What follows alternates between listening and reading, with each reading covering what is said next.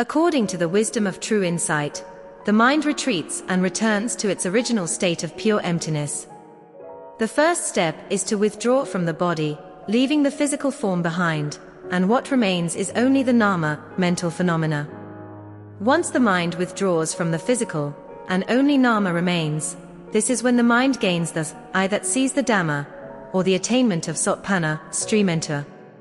Sotapanna is the one who has grasped the fundamental truth, no longer wavering. It's that simple, there's nothing more to it. When one understands the Dhamma, they become awakened, frequently perceiving the nature of nama.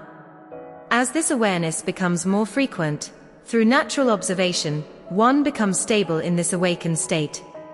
When this stability is consistent, it marks the attainment of the second stage of awakening, Sakadagami, once returner. This stage is more refined, with the constant awareness of nama and mental phenomena, and seeing these mental formations continuously.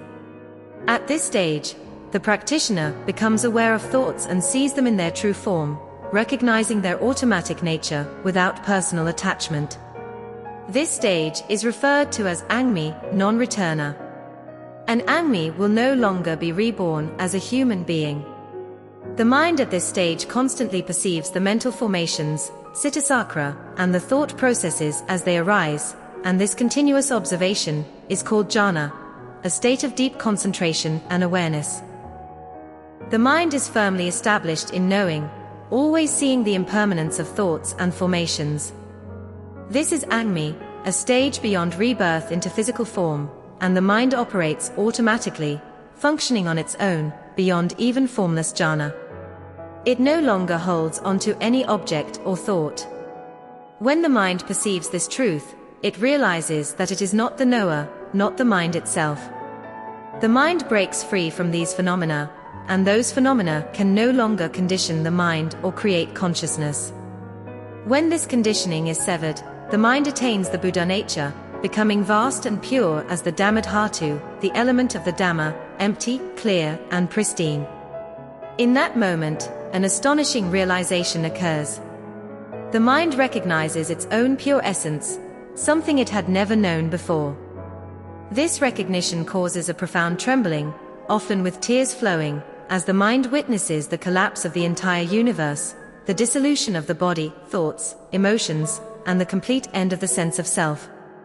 At that moment, the mind realizes who it truly is and no longer gets lost in the old habitual tendencies.